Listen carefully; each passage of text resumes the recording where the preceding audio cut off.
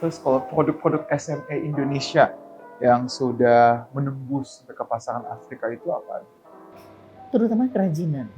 Jadi Indonesia sekarang ini digeser oleh fashion, ya, sedikit tergeser. Tapi di dalam fashion itu sendiri ada bagian dari craft. Misalnya headpiece, ini apa ikat pinggang, tas apa alas kaki itu kan bagian dari craft. Tapi sekarang sudah ke block fashion. 50% of the creative products itu ada di craft dan fashion. Craft kita juga sangat tinggi, terutama barengan dengan furniture. Furniture kan akan hampa atau akan tidak menarik kalau tidak ada craft di situ. Dan craft kita itu halus banget. 2 tempat atau 3 tempat bisa kita sebut produk-produk dari Bali misalnya kan. Kita semua tahu lah craft Bali itu istimewa. Kemudian dari dekat Jogja ada Sleman. Dari Jogja ya, Sleman itu juga craftnya sangat halus. Dibuat dari berbagai resource yang indigenous. Ada dari kulit ikan, ada dari kulit sapi, kulit domba, ada dari serat-seratan juga. Ada dari rotan, dari tanaman-tanaman tumbuhan. Itu sangat menarik dan terutama Eropa tuh suka, Amerika juga. Kayak tas doa, rajutan itu terutama ke Eropa, ke Amerika. Nah, kemudian Buccini, tas kulit dari Sleman itu ke Belanda dan Australia. Sudah banyak craft kita itu. Tapi jangan lupa, pasar dalam negeri juga kita sangat bagus. Indonesia itu 1/4 miliar penduduknya. Setengah dari penduduk ASEAN itu ada di Indonesia. Jadi jangan sampai market yang kita miliki gede itu malah diserbu orang. Ya kita lah yang kita serbu dengan produk kita gitu. Di samping kita juga bareng-bareng dengan negara-negara sahabat untuk menyerbu dunia.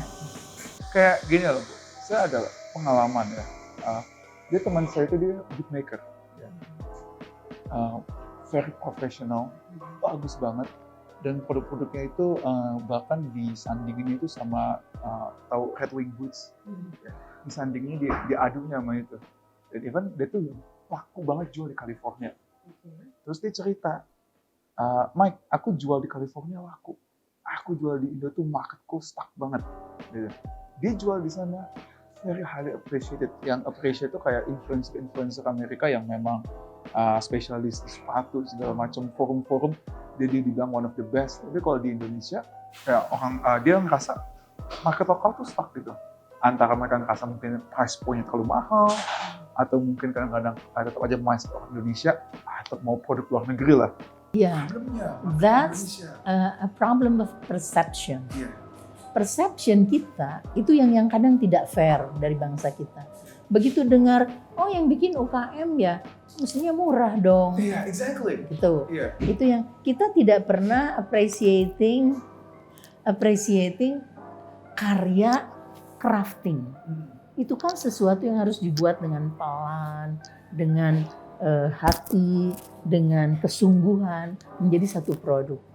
Kita selalu menghitungnya tuh dengan ya itu murah, bahannya ada di kita. Yeah. Terus ya tukang-tukang aja yang bikin. Itu juga kita kadang dimatikan oleh pembeli luar, didesain. Ya. Desain itu punya margin keuntungannya tuh sangat gede. Jadi kita hanya tukang aja bikin. Coba deh di Bali, misalnya dia bikin. Once ada orang datang, ini tolong deh bikinin ya kayak gini.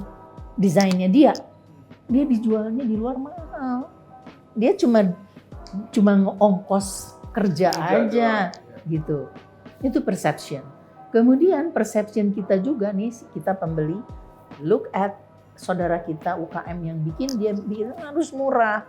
Dan udah gitu dia perception kalau branded products itu harus mahal. Dan dia merasa gengsi. Padahal yang punya duit kan orang-orang kita yang levelnya menengah ke atas. Mereka mau nengok beli yang begitu, itu mah udah biasa, udah tidak menarik. Itu mungkin kita juga perlu brand ambassador. Ya, kita punya brand ambassador siapa yang sangat disukai, ini Kagumi. Nah kita angkat dia. Jadi kalau ada planning ke depan kira-kira apa untuk Forsy? Rencananya ke depan kita mau bikin ASEAN House di Seychelles. ASEAN House ini untuk memantik ya, memancing loh. ASEAN kita punya ini. Nanti bisa saja kita bergantian, misalnya bulan ini Indonesia, bulan depan apa, produk-produk kita. Kita mengadakan gathering atau forum atau event ya.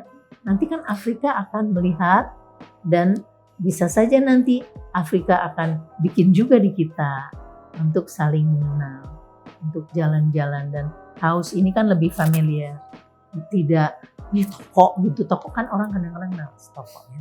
Nanti di ASEAN House itu ada produk-produk kita yang very craft yang unik, craft yang pokoknya harus didesain betul karena kan kita ingin menciptakan yang baru.